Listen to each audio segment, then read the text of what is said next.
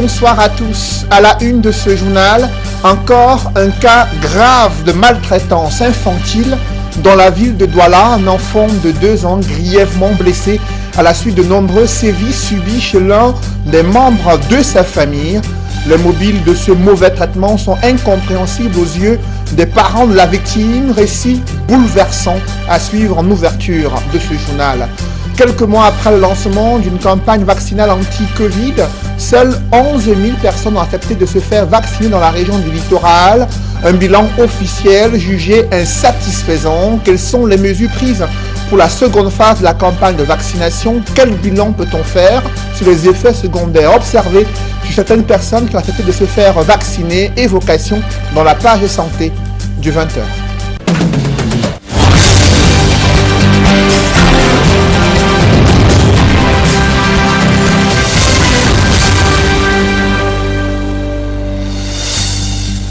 Merci de suivre cette édition complète de l'information sur Equinox Télévision. C'est une histoire qui défraie la chronique dans la ville de Douala. Un enfant de 2 ans torturé, maltraité, grièvement blessé à tel point que la peau sur les fesses des enfants s'est complètement enlevée. L'enfant placé sous soins intensifs dans un hôpital de Douala.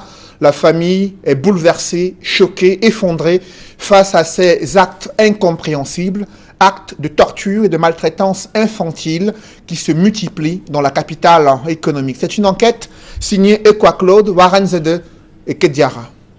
L'affaire se déroule à Village, dans le 3e arrondissement de la ville de Douala, où Brandon et sa sœur sont venus passer les vacances de fin d'année chez le cousin de leur mère. Sauf que Brandon a du mal à s'adapter au vu de son jeune âge. Il refuse de s'alimenter, réclame régulièrement sa mère, mais surtout continue de faire pipi au lit. Pour le redresser, Nia Rodrigue et sa compagne, les présumés bourreaux, vont lui infliger des punitions de toutes sortes. Elle fait manger l'enfant. L'enfant ne veut pas manger. Elle va remplir la bouche de l'enfant pleine de nourriture. L'enfant va renvoyer la nourriture. Elle prend encore les mains de l'enfant, elle ramasse la nourriture avec les excréments que l'enfant a envoyés. Elle remet ça dans la bouche de l'enfant. Elle avait déposé une bassine d'eau au sol. Elle a pris les 2 pieds de l'enfant, arrêté, allait plonger la tête de l'enfant dans la bassine pour que l'enfant meure. Mais Dieu n'a pas accepté. Le couple prend la peine de cacher son forfait et comble de l'horreur, Brandon ne reçoit aucun soin. Ses plaies s'infectent, la fièvre monte et c'est seulement en ce moment que sa grand-mère, qui vit à Douala, est informée de la situation.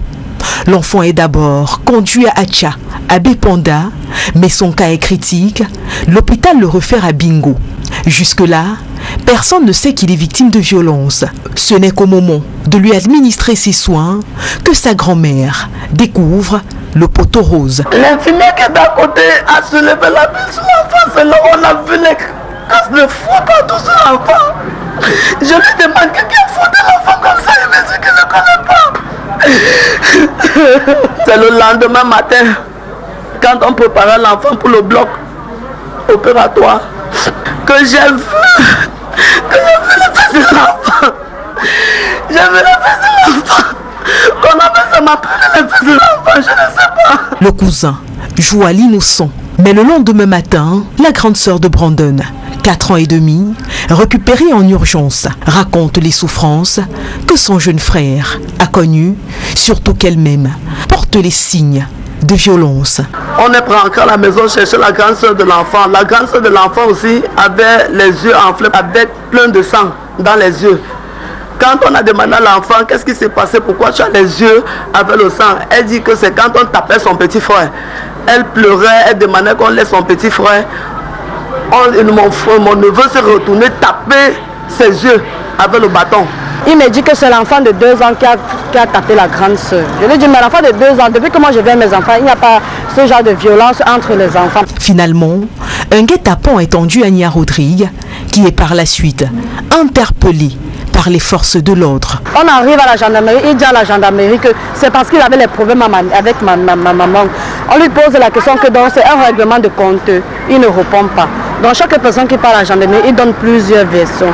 Moi, je ne sais pas. Quand on pose les questions à l'enfant accuse plutôt la femme. On ne sait pas si c'est lui qui couvre la femme. On ne sait pas. La compagne de Nia Rodrigue s'enfuit de la maison. Elle est actuellement recherchée. Pour ce qui est de Rodrigue lui-même, son intégration à la prison centrale de Newbel n'est qu'une question de temps. À la gendarmerie, on attend le certificat médical pour le transférer. Apparemment, le procureur était là-bas hier. Le procureur a demandé qu'on le transfère aujourd'hui. Quant à Brandon, il se remet difficilement de ses plaies, traumatisé, comme peut l'être un enfant de son âge. Quand on fait le pansement, l'enfant demande pardon, tantine, tonton, pardon. Donc, il reflète ce qu'on a fait. Je ne sais pas si en le brûlant, c'est comme ça qu'il faisait. Comme Brandon, une autre enfant âgée d'à peine 3 ans a subi le même type de maltraitance qui lui a arraché la vie en fin de semaine dernière au lieu-dit Bépanda Voirie. Son corps sans vie repose toujours à la morgue de l'hôpital de Daedo. Il serait peut-être temps que les services sociaux ainsi que les associations de défense des droits de l'enfant remontent au traîneau pour la protection de ces petits anges. Dans l'actualité des parlementaires RDPC exaspérés par l'enlisement de la situation sécuritaire dans le nord-ouest et le sud-ouest, à l'Assemblée nationale, ils ont tenu à dénoncer l'attitude du gouvernement après 4 ans de conflits armés et une crise humanitaire sans précédent dans des régions économiquement sinistrées. Le point saillant de cette intervention d'un député RDPC du Nord-Ouest, c'est dans ce reportage signé Julienne Berthe-Bissaille. À son passage à la représentation nationale pour expliquer les projets du gouvernement sur la production en quantité de l'énergie électrique au Cameroun, le ministre de l'eau et de l'énergie, Gaston Elundo Essomba, n'a pas échappé à la fureur de son camarade de parti, l'honorable Simon Koumassé, député de la Mézam. Comment la production d'électricité de tout un pays peut reposer sur un seul ministre?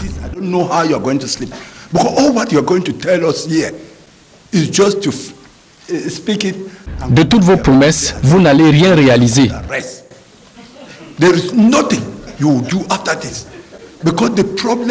Les Camerounais sont sans électricité partout dans le pays. Par où allez-vous commencer?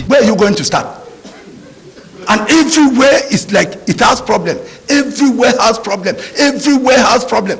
Dans son interrogatoire, l'élu de la nation ne croit pas à un seul mot du ministre de l'eau et de l'énergie de mettre fin au délestage, devenu le quotidien des Camerounais depuis plusieurs années. Nous, députés représentants du peuple, sommes exclus des prises de décisions importantes. Vous venez ici nous enfumer et vous reviendrez en novembre nous raconter que le budget est monté, le budget est descendu. Poussant plus loin sa réflexion, le député Koumassé s'en prend au ministre Essomba sur la mise en valeur des compétences nationales à la tête des entreprises de souveraineté, à l'instar de Eneo Cameroun. Le cas du directeur général d'Eneo.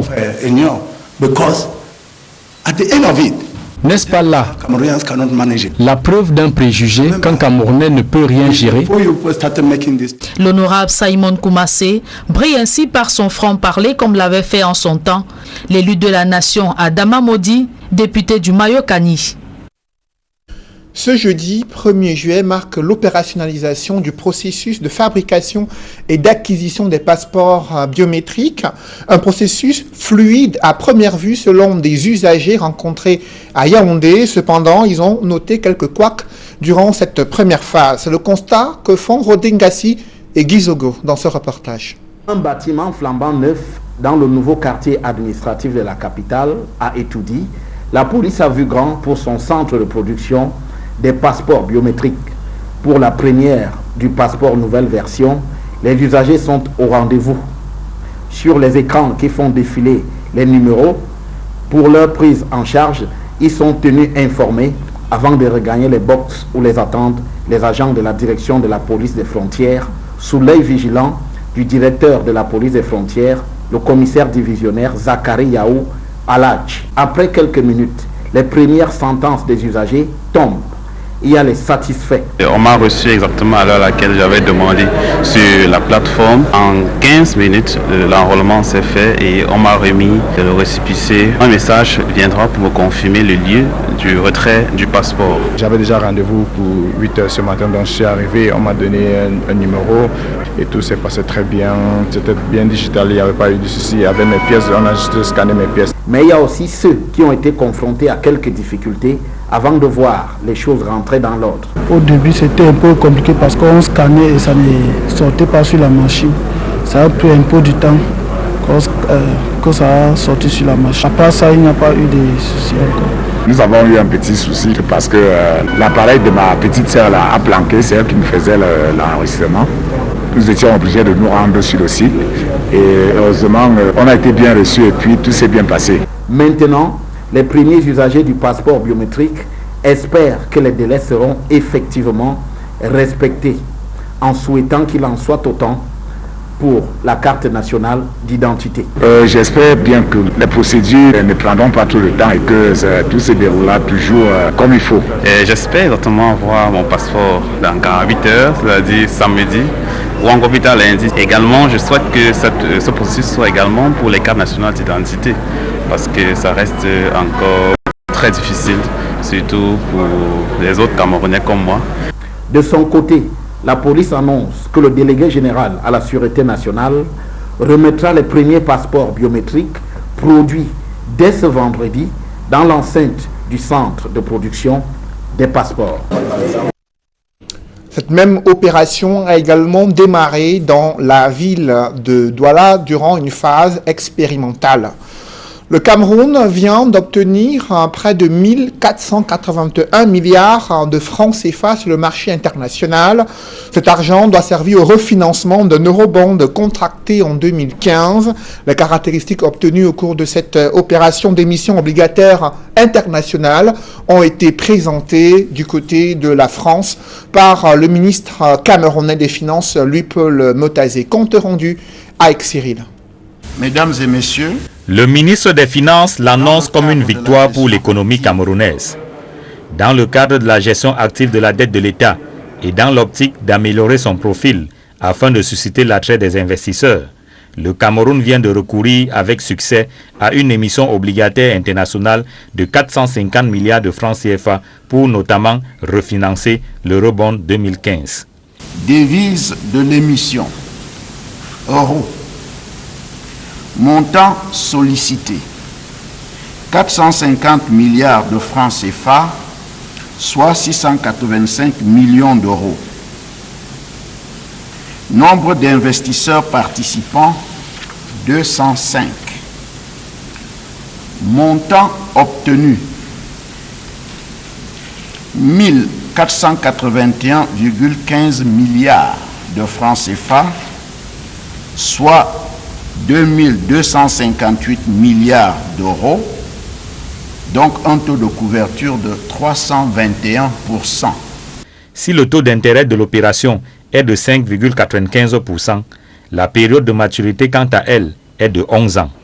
Pour le ministre des Finances, malgré un contexte particulièrement difficile, dû notamment à la crise sanitaire du coronavirus, les investisseurs restent positivement marqués par la situation politique et sociale du Cameroun, ainsi que ses acquis et perspectives économiques à moyen et long terme.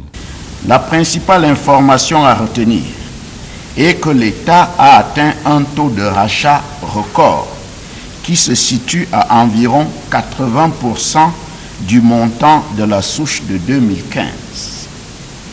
Ainsi, mesdames et messieurs, après l'émission inaugurale de 2015, dont le taux d'intérêt était de 9,5%, le Cameroun, en ce premier semestre de l'année 2021, fait un retour apprécié sur les marchés internationaux des capitaux, notamment celui des eurobonds. Le recours à une émission obligataire internationale afin de refinancer l'eurobond a été annoncé le 22 juin 2021. Dès le lendemain 23 jusqu'au 29 juin, s'en est suivi un roadshow à Paris en France, au cours duquel se sont succédés des réunions et négociations entre la délégation camerounaise et une centaine d'analystes financiers. Les résultats, selon le ministre des Finances, sont largement au-dessus des attentes. Dans la filière avicole, il y a une lueur d'espoir pour une fin d'année sans pénurie de poulets. Pour y parvenir, une grande ferme a été construite à Koutaba, dans le département du Noun. Elle prévoit de mettre sur le marché environ 5 millions de poussins d'un jour. Production disponible d'ici septembre prochain. Une aubaine pour les aviculteurs qui avaient du mal à se fournir en poussins. Cette initiative contribuera également à réduire les coûts du poulet de chair sur le marché. L'initiative a été présentée au ministre des Pêches, de l'Élevage et des Industries animales. Il a fait le déplacement afin d'apprécier l'ampleur de l'investissement. Compte rendu, Robert Kenyé et Vivien Tonfac. Nous y reviendrons. Parlons à présent de ces remises de galons et ports d'épaulettes qui se sont déroulées dans la ville de Douala. C'est en faveur d'un décret présidentiel que certains officiers de gendarmerie nationale, armée de l'air et armée de terre ont connu cette avancée en grade. Cérémonies qui se sont déroulées à Bonanjo, dans la 2e région militaire, au sein de l'armée de l'air et l'armée de terre. Cérémonie présidée par le général Tongué Elias et le général de brigade Eba Benoît. À Mbopi, la cérémonie était dirigée par le collégion, le colonel Pierre Bikele. Je vous invite à présent à suivre les recommandations faites aux soldats promus. Écoutez le général de brigade Tongué Elias et un récipiendaire, Bichoka Jean-Yves. On a de nouvelles responsabilités, on a de nouveaux défis. Et il faut mériter la confiance que le commandement a placée en vous. Encore une fois, félicitations. Vraiment, je rends un grand merci pour le commandement qui a fait de moi aujourd'hui un grand homme. Vraiment, je sais que le haut commandement attend de moi ce qu'il attend de moi. Merci. Je suis prêt à assumer avec énergie. J'en ai conscience de ce qui m'attend. Parlons à présent de la campagne de vaccination anti-Covid dans la région du littoral. Seules 11 000 personnes ont accepté de se faire vacciner. Bilan officiel jugé peu satisfaisant selon les autorités sanitaires.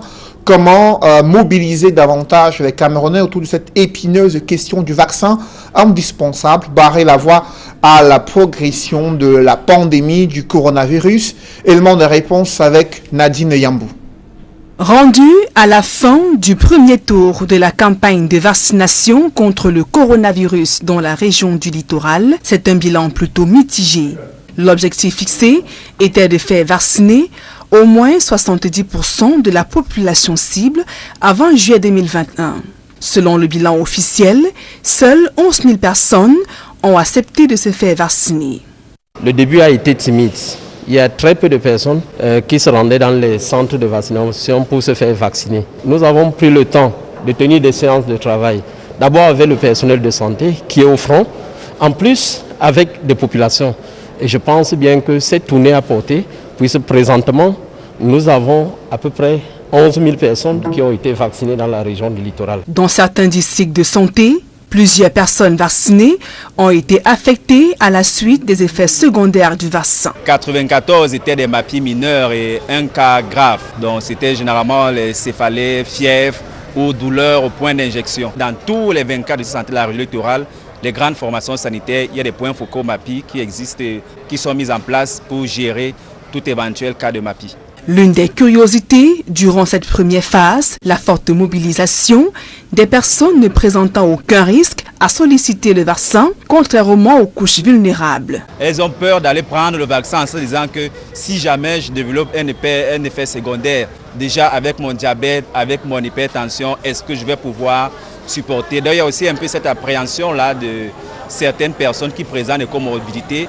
Or, ce n'est pas fondé, c'est plutôt ces personnes qui sont les premières personnes à risque et les premières cibles à bénéficier de la vaccination. Pour ce second tour de la campagne de vaccination à grande échelle, l'accent est mis sur un déploiement des équipes dans les services publics, les entreprises et même les domiciles. Les communautés sont ainsi mobilisées et ceci se traduit non seulement par la motivation au niveau des districts de santé, mais également l'installation des points de vaccination au niveau de certains services publics auprès de certaines communautés, de telle sorte que personne ne puisse échapper à cette offre.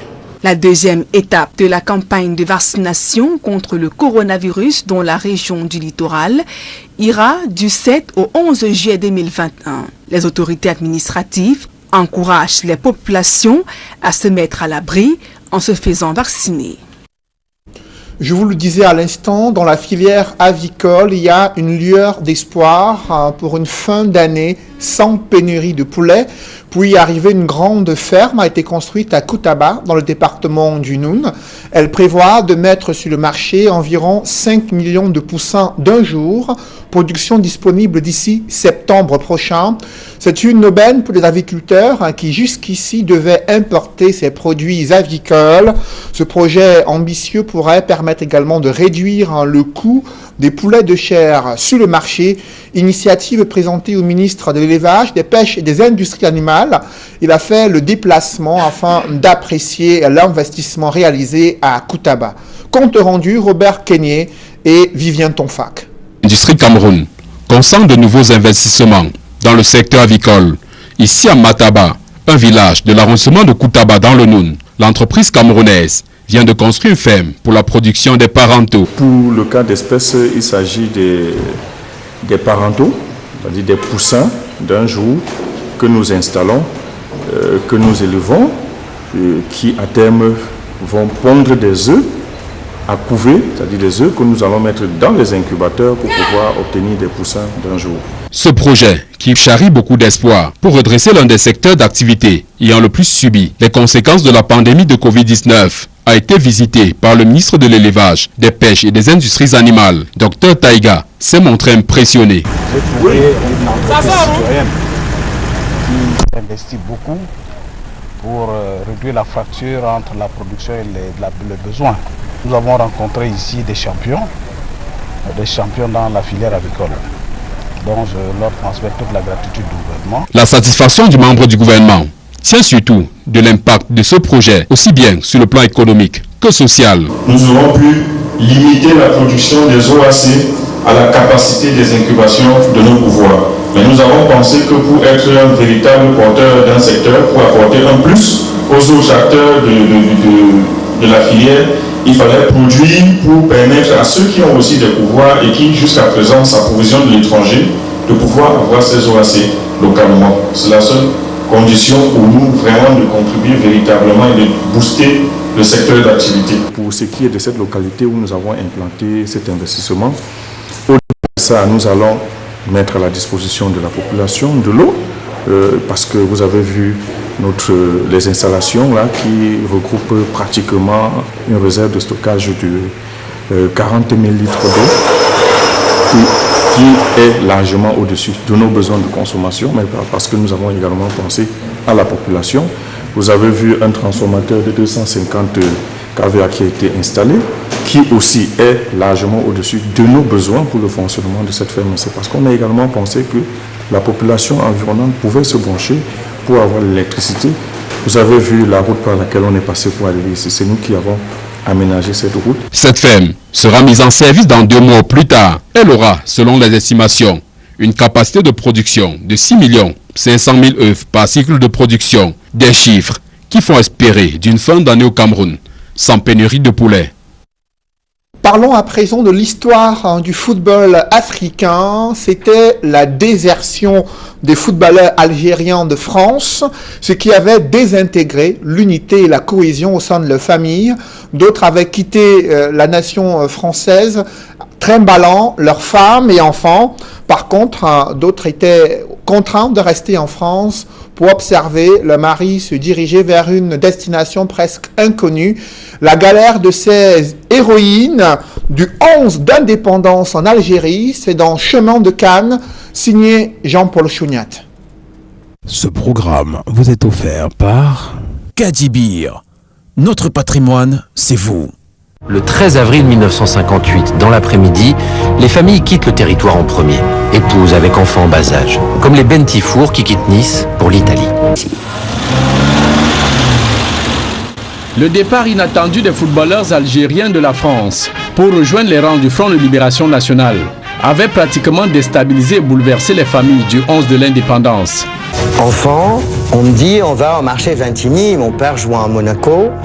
Donc c'était le grand truc du vendredi après-midi, aller au marché de Vintimille, bouffer des glaces. Mais tu sens une espèce de tension, donc j'ai une phrase toujours qui me résonne de ma mère qui me dit « Écoute, il va falloir que tu sois très sage ». C'est-à-dire ma grand-mère part avec une valise, mais une valise en carton à la Linda de Souza, hein. C'est-à-dire un sac en raffia, c'est tout, et voilà, et on part. Partant pour la plupart à la va-vite, parfois sans bagage et sans souci des lendemains inquiétants, les joueurs de l'équipe du FLN avaient tout sacrifié au nom de l'intérêt supérieur de leur peuple et leur pays, l'Algérie. Qu'ils soient tous partis de gaieté de cœur, c'est pas vrai. Parce que tous, ils avaient une belle carrière. Donc, ils auraient préféré faire leur carrière. Mais ils ont suivi l'âne de leur cœur, quoi, leur pays. J'étais pas mûr. Mon épouse avait 19 ans, moi j'avais 23 ans. Avec un gosse de 5 mois et demi, c'est l'aventure. Puis là, on allait où? On allait à Rome, puis après comment? Pour le peuple algérien, leurs footballeurs de France sacrifiaient ainsi tout ce qui leur était plus cher que tout. Leur famille, épouses et enfants en sont encore très marqués par cette galère de l'époque. On te dit, ben, tu vois, on va plus revenir à Nice. On va partir, donc tu vas dire au revoir à ta soeur parce que ta soeur, elle va rester. Quoi, tu quittes la maison, pourquoi on verra plus grand-mère, tout ça. Puis tu vois les larmes. Ma soeur qui est détruite parce que on l'a laissée. J'étais bien, si vous voulez, parce que oui, j'étais jeune, j'avais l'esprit aventurier, c'était une aventure. Mais il fallait pas que je pense à quoi servait l'argent quand mon mari allait jouer dans les pays de l'Est ou en Russie, ou à quoi servait cet argent? Est-ce qu'il servait à acheter des armes, après tout, pour aller tuer des Français? Ça me tracassait un peu. Mais on a le droit de le dire, je suppose, ça. Ben oui, j'y ai pensé. Je pense qu'il y en a d'autres qui devaient y penser, mais qui n'ont peut-être pas osé le dire. Et mon mari sait très bien que je le pensais. Il y avait un ordre du FLN, pour ne pas éveiller les soupçons, il fallait tout laisser, ne pas retirer d'argent, un minimum d'effets personnels, le compte en banque, les affaires de mon père, bah, tout à l'indépendance, il n'a rien récupéré. Hein. Si certains avaient pu fuir avec femmes et enfants pour la Tunisie, ce n'en fut pas le cas pour d'autres restés en métropole, vivant pratiquement sous le harcèlement des services secrets. À Tunis comme en France, les familles de ces footballeurs s'ennuyaient bien dans leur nouvelle vie de confinement forcé, tout loin de la belle vie d'épouse et enfants de stars du football de l'époque dorée. Et elles ont surtout sécurisé ces mecs et accepté qu'ils soient footballeurs, mais qu'ils soient révolutionnaires. Cette conscience politique, je sais pas, je crois pas qu'elles l'aient eue, mais elles ont joué leur rôle de compagnes, fidèles, aimantes, et puis voilà. Mais ce sont des héroïnes quelque part. Les familles sont hébergées par l'organisation indépendantiste dans la cité de El Menza. Les joueurs perçoivent une rente mensuelle de 50 000 francs, l'équivalent de 780 € d'aujourd'hui, 3 à 5 fois moins que leur salaire précédent. C'est le minimum syndical vital. Or que c'est des mecs qui arrivent, qui sont des gloires. Ils vivent les belles années, champagne, fête et portée en triomphe. Donc le niveau de vie, il chute très vite. Hein. C'est-à-dire tout d'un coup, on te dit, tu sais quoi, Noël, on le fêtera si on peut. Malgré cette épreuve, les familles se soutiennent et reconstituent un quotidien fait de parties de cartes et de soirées autour d'une guitare.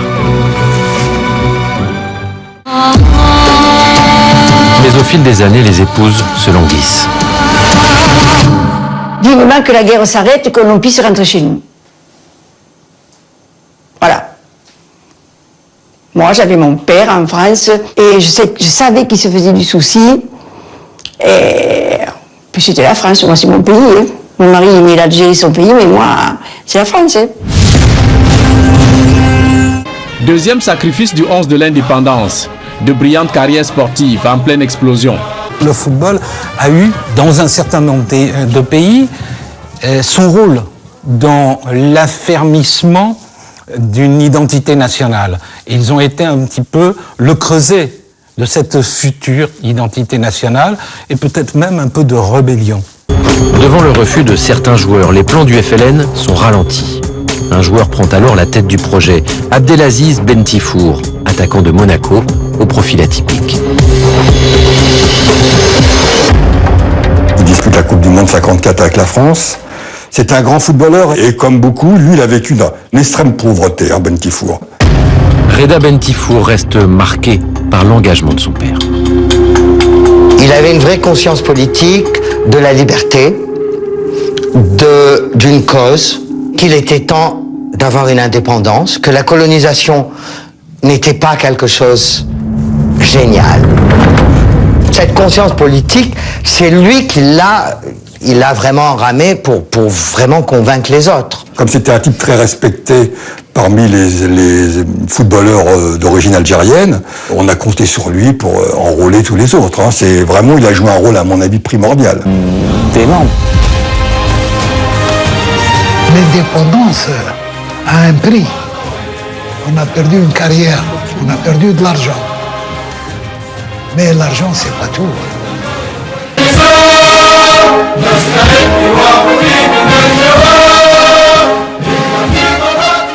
Ce programme vous a été offert par Kadibir. Notre patrimoine, c'est vous. Des publi-reportages dans ce journal, c'est une consécration pour la crédibilité de Chanas Assurance. Le président du conseil d'administration de cette entreprise vient d'être élu au poste de représentant de l'Afrique de l'Ouest et l'Afrique centrale au conseil d'administration de la Société africaine de réassurance. Une preuve de confiance à l'endroit des dirigeants de Chanas Assurance qui vont désormais partager leur expérience et les modèles de réussite de cette compagnie d'assurance au Cameroun. Reportage. C'est un Maurice Matanga rassuré qui s'est présenté à la presse à Douala. Le président du conseil d'administration de Chanas Assurance vient en effet d'être élu au poste d'administrateur titulaire, représentant de la circonscription Afrique de l'Ouest et Afrique centrale francophone, au conseil d'administration de la Société africaine de réassurance, Africaré. Ces administrateurs ont fait confiance en ma modeste personne et j'y participerai aux différentes séances, aux différentes sessions du conseil d'administration d'Africaré en tant que Maurice Matanga qu'ils ont choisi et qui a été présenté, comme je vous l'ai dit, parce que la lettre du ministre des Finances était claire, elle présentait le candidat du Cameroun. Le PCA de Chanas Assurance a reçu un véritable plébiscite. 35,9% de voix sur les 44 valablement exprimées, dévançant ainsi les 5 autres candidats à l'élection. En devenant le porte-étendard de l'Afrique de l'Ouest et centrale au sein du conseil d'administration de la toute première société de réassurance africaine, le patron de Chanas Assurance renforce la crédibilité de la compagnie qu'il dirige, pionnière des assurances camerounaises. Pour l'élu, l'une des priorités importantes sera de booster les capitaux des compagnies de réassurance en Afrique. Une des politiques importantes est le développement de la réassurance au niveau de l'Afrique pour permettre une rétention des capitaux. Parce que la plupart du temps, ce qu'on fait en réassurance, là, c'est que les sociétés d'assurance prennent les polices pour couvrir les risques, se retournent vers d'autres sociétés plus grandes qui généralement sont hors de l'Afrique. Pour son élection, Maurice Matanga a bénéficié du soutien de l'État du Cameroun. Le ministre des Finances qui a assuré la tutelle, l'assurance, le ministre Paul Moutazé, et qui a apporté un soutien franc à notre candidature. Et naturellement, l'administrateur, directeur général, le ministre Adolphe Moudik. Avec son expérience et son nouveau statut sous-régional, il sera très utile pendant 3 ans pour les 17 États et les 48 compagnies dont il est désormais le représentant, mais aussi pour la mise en œuvre de la future société camerounaise de réassurance, Cameroun Ré, en gestation. Je vais profiter de l'expérience qu'on a passée là-bas. Il y a plusieurs comités. Au niveau du conseil d'administration de cette société, de Africaré, il y a plusieurs comités. Je serai inscrit dans un des comités. Vous puisez l'expérience qui est là-bas, que vous partagez aussi bien à Chanas, on est venu, qu'à Cameroun ou dans les autres pays pour lesquels je suis aujourd'hui le représentant. Première société de réassurance africaine, Africaré a été créée en 1976, une matérialisation de la volonté des États africains de favoriser les capacités de souscription et de rétention des capitaux de réassurance sur le continent. Avec le soutien de la Société anonyme des brasseries du Cameroun, SABC, un concours national des arts visuels vient d'être lancé. Les différentes thématiques en jeu et les modalités de participation sont présentées dans ce reportage.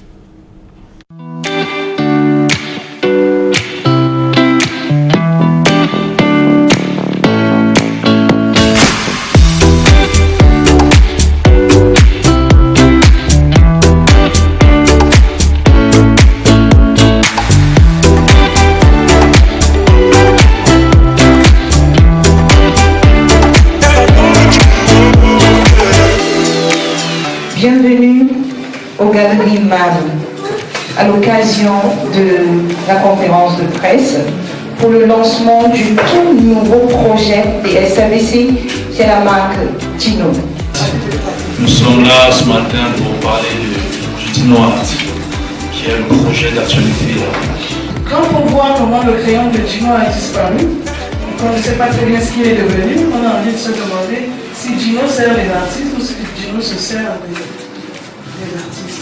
Le crayon de Dino, il faut le rappeler, était beaucoup plus destiné aux tout petits. C'était vraiment destiné aux tout petits. Aujourd'hui, on a pris l'orientation d'aller vers des amateurs de l'art en élargissant le champ d'expression. Si vous regardez en termes de catégorie, on est dans le dessin, dans le graffiti, on est dans le graphisme. Qu'est-ce qui sera fait? Qu'est-ce que vous entendez faire de ces œuvres-là? Les brasseries, ce n'est pas une galerie. Ils sont là pour aider les artistes, pour permettre aux artistes d'avoir une meilleure visibilité. Donc l'intérêt, c'est d'être avec les coachs qui, eux, sont déjà passés par là, qui ont déjà vendu des œuvres, qui savent comment fonctionne le marché, parce que nous, on ne pouvait pas avoir cette prétention de le connaître.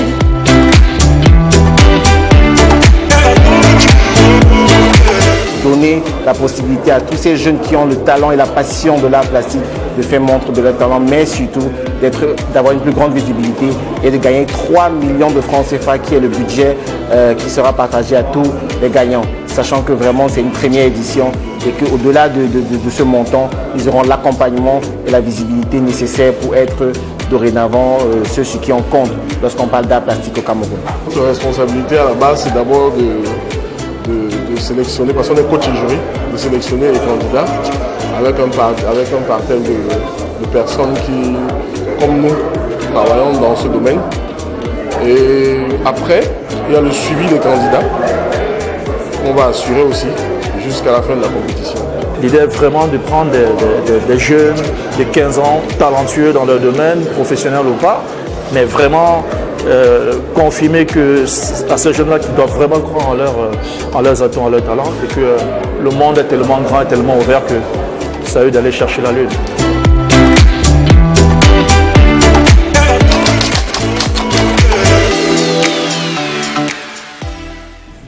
Mesdames, messieurs, c'est la fin de ce journal. Merci de l'avoir suivi. Juste après cette édition de 20h, retrouvez Duval Fangwa et ses invités pour le débrief du journal sur le plateau d'Equinox Soir. Duval. Un député RDPC du Nord-Ouest s'en prend au ministre de l'Eau et de l'Énergie à l'Assemblée nationale. Député RDPC qui dénonce les coupures intempestives d'électricité et les difficultés de la politique énergétique au Cameroun. Il déplore l'incompétence du gouvernement à pouvoir répondre à ces préoccupations depuis de nombreuses années et s'interroge sur la nationalisation des entreprises dans le secteur de l'électricité et le manque d'informations fiables.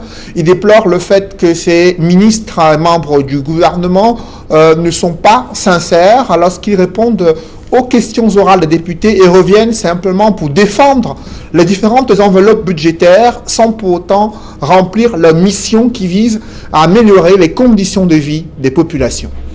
Les prévisions de 70% des personnes à vacciner dans la campagne de vaccination contre le Covid dans le littoral n'ont pas été atteintes. À peine 11 000 personnes ont accepté de se faire vacciner dans la région du littoral. Les autorités sanitaires constatent qu'il y a une énorme réticence à se faire. Ils comptent aller dans des entreprises, faire du porte-à-porte afin de conscientiser les Camerounais sur la nécessité de se faire vacciner.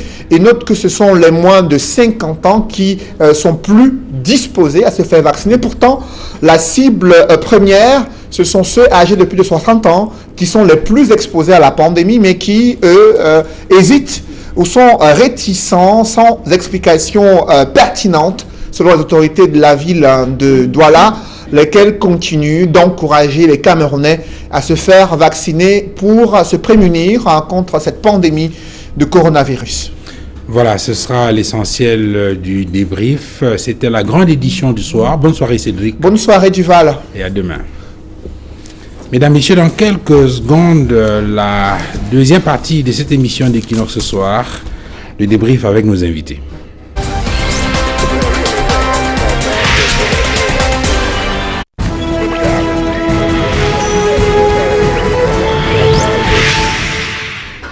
Retour sur le plateau d'Equinox ce soir avec nos invités, le docteur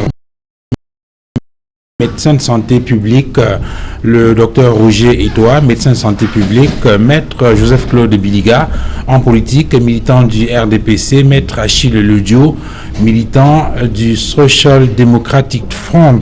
Avant le début du